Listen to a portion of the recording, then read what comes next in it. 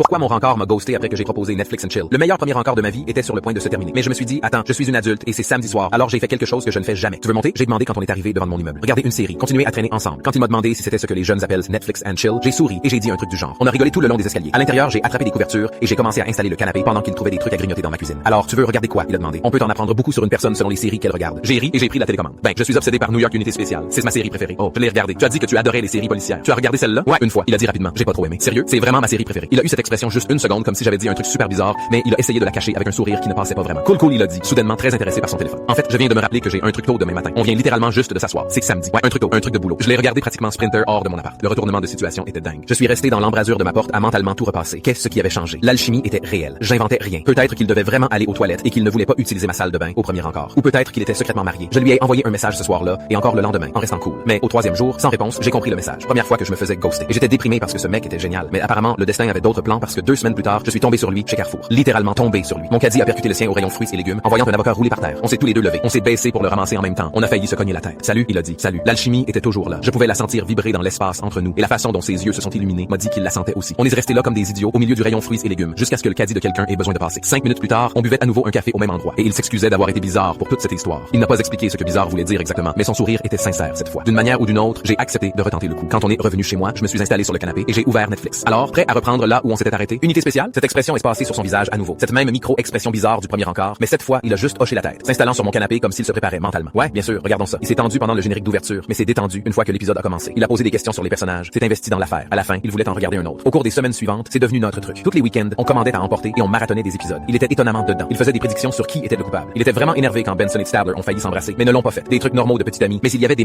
petits moments où il avait l'air confus par quelque chose ou semblait surpris par la direction de l'intrigue. Une fois, il a demandé pourquoi il se concentrait sur des crimes normaux et j'ai ri pensant qu'il plaisantait. Il a ri aussi, mais ça sonnait forcé. 6 week-ends plus tard, on avait bien avancé dans la série. Saison 5, épisode 19. J'ai pris la télécommande et j'ai appuyé sur lecture, attrapant déjà les restes de nourriture taille. L'épisode a commencé avec une femme qui se précipitait dans le commissariat. Je dois signaler un crime. Ma fille a été agressée et elle est enceinte. Stabler a levé les yeux de son bureau. Quel âge a votre fille? Elle a 22 ans. Madame, votre fille est adulte. Elle peut déposer sa propre plainte. Le visage de la femme s'est effondré. S'il vous plaît, venez juste la rencontrer. Je l'ai senti se tendre à côté de moi. Alors je l'ai regardé et il fixait l'écran comme s'il avait vu un fantôme. À l'écran, Stabler s'est approché de la jeune femme assise dans le couloir. Elle était assise, la tête baissée, les cheveux couvrant son visage. Je suis l'inspecteur Stabler. Elle a levé les yeux. Trisomie 21. Mon copain a pris la télécommande et a mis sur pause. Ça, il a dit lentement. Sa voix étrange. C'est le seul épisode que j'ai jamais vu. Je l'ai regardé en clignant des yeux. Quoi? Cet épisode exact? C'est le seul. Il s'est tourné vers moi et je pouvais le voir se débattre entre la mortification et le rire. La série s'appelle Unité spéciale. Je l'ai fixé. Ouais, donc je pensais. Il s'est couvert le visage avec ses mains, les mots étouffés. Je pensais que toute la série parlait de crimes contre les personnes handicapées, victimes spéciales, comme besoins spéciaux. Mon cerveau a complètement court-circuité. Tu pensais que les plus de 20 saisons parlaient de crimes contre les handicapés? Il rigolait maintenant aussi. Ce genre de rire qui vient de la pure gêne. C'est pour ça que je me suis barré. Tu voulais faire Netflix and Chill sur des centaines d'épisodes sur des crimes contre les handicapés. J'ai complètement craqué. Des fous rires complets. J'arrivais plus à respirer avec des larmes qui coulaient sur mon visage. Tu pensais que j'étais une sorte d'enthousiaste des séries sur les crimes contre les handicapés? Oui, 5 ans plus tard,